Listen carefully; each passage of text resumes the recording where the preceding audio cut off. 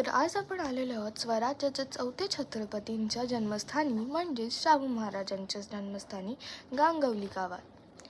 आज त्यांचे 340वी जयंतीनिमित्त आपण इथे आलो आहोत। संभाजी महाराजांनी त्या काळी येसूबाईंच्या गरोदरपणात इथे एक प्रशस्त वाडा बांधला होता।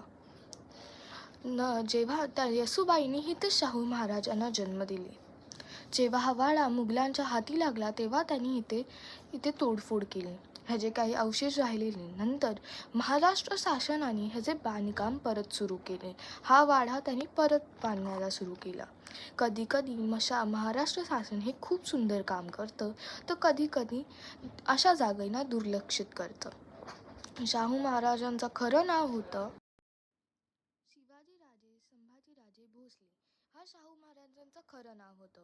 औरंगजेबाचे कैदेत औरंगजेब त्यानं साधू साधू म्हणायचा, त्यामुळे ते पुढे जाऊन शाहू झाला आणि त्याने ते कधीच बदललं नाही। शाहू महाराजांच्या नंतर जीवनकाळी त्यांना कैद झाली, जेव्हा जुल्फिकार खानाने रायगडवरती वेढा आखला आणि नंतर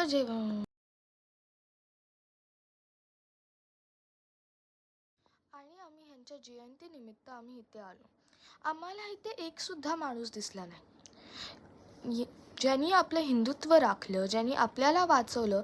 त्यासाठी आपण त्यांच्या जयंतीनिमित्त पण जाऊ नाही शकत। जयंती सोडा, साधा एक दिवस पण येऊ शकत नाही। काही लोकांना तर माहितीही नाही की शाहू महाराजांचा जन्म गांगवली या गावात झाला। इथे आपण खूप सारे सैनानी गल बघू शकतो, ज्यांना युद्ध मरण आलं। ह्या गलांवरती त्यांचा पूर्ण प्रवास दाखवला जातो, ते कसे युद्धात वीर मरण भेटतं त्यांना, नंतर त्यांचा पूर्ण बाकीचा प्रवास दिसतो। इथे एक शिव मंदिर सुद्धा आहे। आधी या व्हिडिओमध्ये आपण बघितलं इथे एक तुटलेली शिवपिंडी सुद्धा आपण आधी बघितली। इथे शिव मंदिर आहे।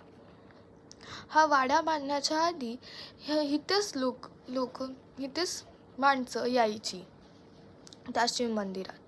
इथे अजून सारे सैन्यानी गल आहेत जे आपण इथे बघू शकतो।